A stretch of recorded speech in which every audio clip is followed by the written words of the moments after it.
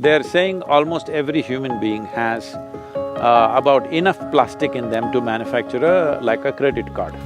The many problems that children are facing today, young children having thyroid problems, is largely connected with this.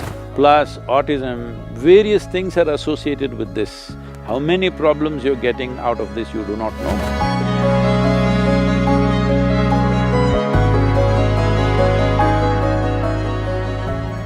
So, Sadhguru, majority of your work is towards sustainable solutions, but also a lot of your work is to raise human consciousness. What role can an individual or small businesses, communities, societies can play? See, these are not two different things. Human beings living consciously and sustainable solutions are not two different things. The only reason why we are doing things in ways that it is not sustainable is because we are not conscious. We are not doing our activity on this planet in a conscious manner. Everybody has their compulsions. Individual people have compulsions, societies have compulsions, nations have compulsions. The global reality has its compulsions.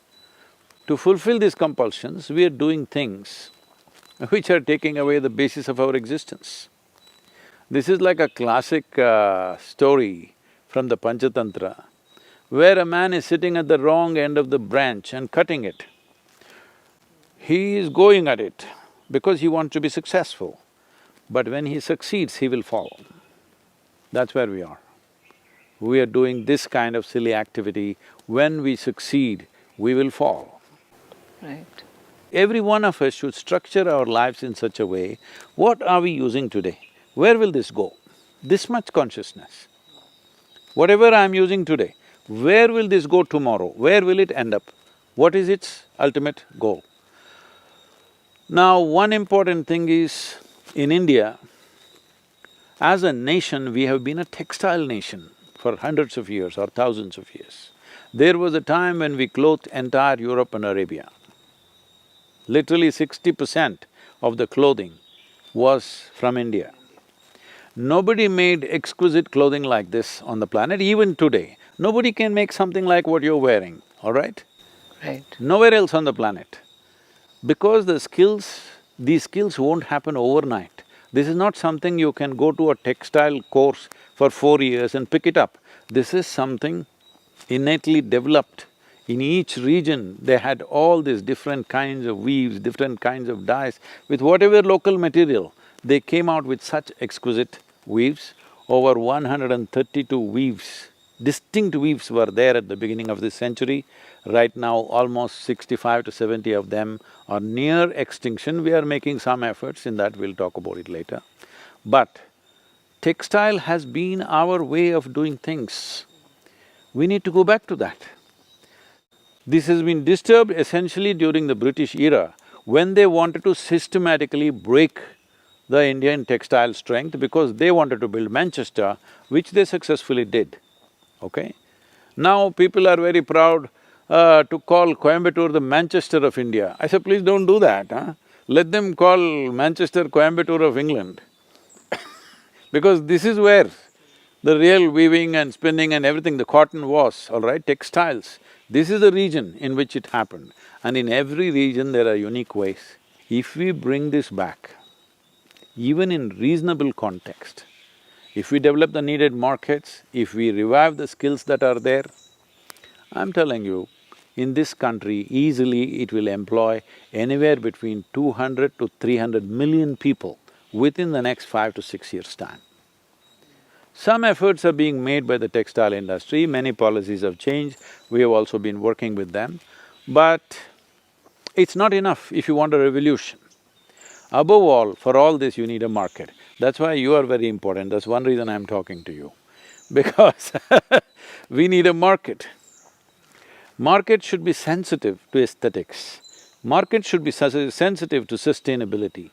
Right now, they want to go to some shop and buy 10 nylon clothes.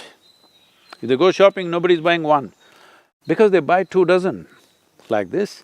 1, 2, 3 they'll wear, after that it's got bored, and again by the time they can wear these 2 dozen, already they've shopped once again, all right?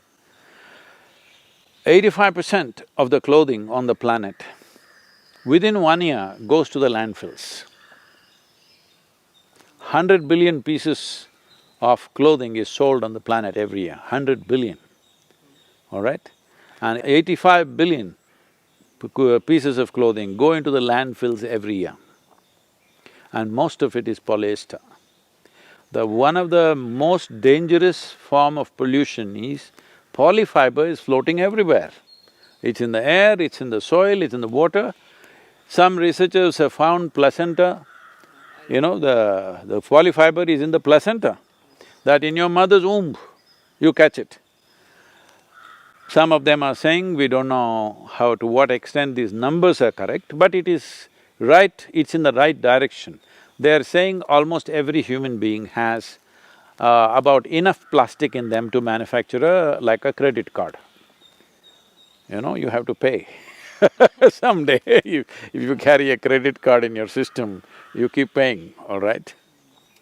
So, this much plastic is all over the place, but everybody is trying to shoot the lowly plastic bag. I'm not saying you shouldn't shoot at it, but it's fashionable to do that, that's what is problem. Because the lowly plastic bag which is floating on the street, some beggar, some rag picker picks it up, and in India, that recycling is actually at a very good pace, not because of your sustainable consciousness, because of poverty, they're picking it out. Plastic bottles are recycled nearly 90% in India, it's the only country like that. This is not because we are very ecologically aware, simply because people are poor and they're picking out all the bottles. Anyway, one way or the other it's happening. But the polyfiber, the amount of damage it's causing, the way it enters the body, especially children are wearing polyfiber because polyfiber is very, flammable. Because of that, they are coating it with, fire-resistant chemicals. These chemicals have been found to be carcinogenic. The many problems that children are facing today, young children having thyroid problems, is largely connected with this non-flammable chemicals that they are using on the clothes.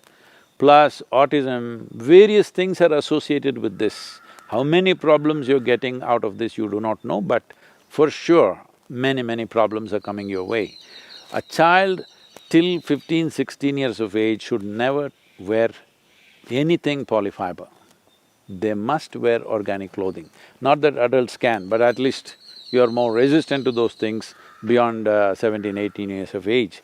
But till then, it is very important you must wear organic fiber. But now the problem is, how many clothes do you have? And you can't do that with cotton or silk or something, so you end up buying poly, okay? It's cheaper, so lot of them are going for… See, even cotton and other things can be made cheaper if we increase the volume.